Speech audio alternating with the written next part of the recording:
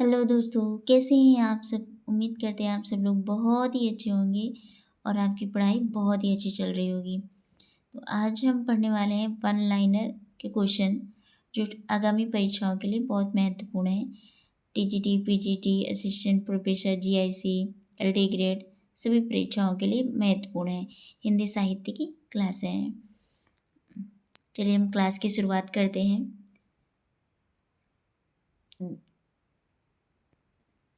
शिक्षा और संस्कार जिंदगी जीने के मूल मंत्र हैं।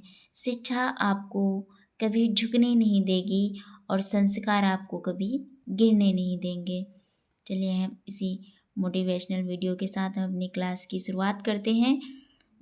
पहला हमारा पॉइंट है हजारी प्रसाद द्विवेदी द्वारा रचित इतिहास ग्रंथ। तो हजारी प्रसाद द्विवेदी ने हिंदी साहित्य की भूमिका, हिंदी साहित्य का उद्भव और विकास, हिंदी साहित्य का आदिकाल, इतने इतिहास लिखे हैं। अगला पॉइंट है तज़किरा-ए सुहराई हिंदी नामक इतिहास ग्रंथ के रचनाकार हैं मौलवी करीमुद्दीन। कौन है? मौलवी करीमुद्दीन। अगला पॉइंट है हिंदी साहित्य के इतिहास लेखक का सबसे पहला प्रयास किसका था? जो इतिहास लेखन का सबसे पहला प्रयास था वो किसका था? गरसाती तासी का, एक जो फ्रेंच विद्वान थे उनका था। अगला पॉइंट है हमारा सच्चे अर्थों में हिंदी साहित्य का पहला इतिहास माना जाता है। जो पहला इतिहास माना जाता है वो ग्रिहर्शन द्वारा रचित the modern vernacular literature of Hindustan को लेखक और कवियों का कालक्रमानुसार वर्गीकरण करने का सर्वप्रथम प्रयास किसने किया? जॉर्ज ग्रिहर्शन ने। किसने किया? जॉर्ज ग्रिहर्शन। अगला पॉइंट है हमारा ग्रिहर्शन के इतिहास की विशेषता। जो ग्रिहर्शन है वो उन्होंने इतिहास की विशेषताएं बताई हैं। पहला हमारा पॉइंट है लेखक एवं कवियों का कालक्रमानुसार वर्गीकरण।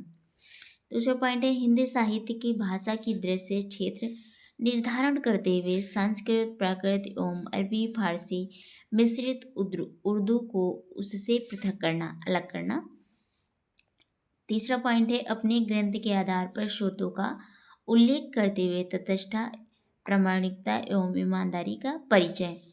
ग्रंथ का कालखंडों में विभाजन तथा प्रत्येक अध्याय का काल विशेष का सूचक। इन्होंने कहा है विभिन्न युगों की काव्य प्रवृत्तियों की काव्य व्याख्या एवं उनसे संबंधित सांस्कृतिक परिस्थितियों और प्रेरणा स्रोतों का उद्घाटन। अगला हमारा पॉइंट है हिंदी साहित्य के विकास क्रम का निर्धारण चरण काव्य, धार्मिक काव्य, प्रेम काव्य, दरबारी काव्य के रूप में करना। अगला है 16वीं-17वीं सदी के युग भक्ति काल को ही हिंदी का काव्य का स्वर्ण युग मानना।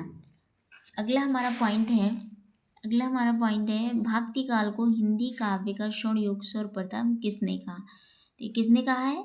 जॉर्ज ग्रिहर्शन ने। अगला पॉइंट है मिश्र बंधु विनोद में मिश्र बंधुओं ने कितने कवियों का विवरण दिया है? कितने कवियों के दिया है? लगभग 5000 दिया है। 5000 यह है। साहित्य को जनता की चित्रवृत्ति का संचित प्रतिबिंब किसने कहा है? ये पंक्ति कथन है आचार्य शुक्ल ने कहा है।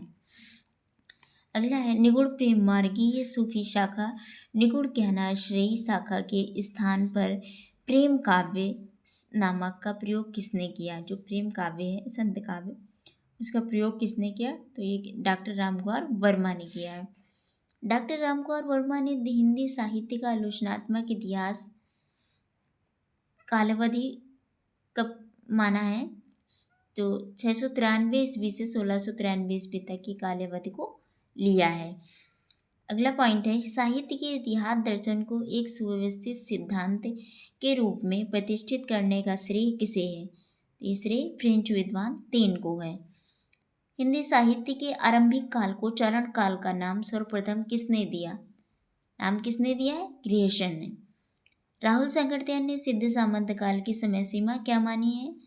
राहुल सांकृत्यायन ने सिद्ध सामंत काल की समय सीमा क्या मानी है? तो 760 से 1300 ईस्वी तक मानी है उन्होंने।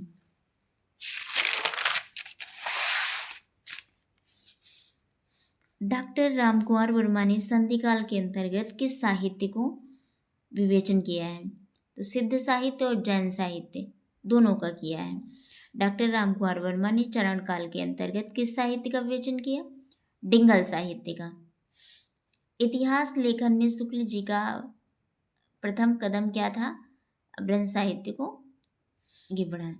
हिंदी भाषा और साहित्य का विकास सन 1930 नामक ग्रंथ के रचयिता हैं अयोध्या सिंह उपाध्याय हरिओध हैं। हिंदी साहित्य का केवल प्रवृत्तिगत विभाजन नामकरण सर्वप्रथम किसने किया? तो ये गृहसन ने किया है। जनता की चित्रवती, ये एक कथन है। जनता की चित्रवती जो परीक्षाओं में पूछा भी जा चुका है पहले।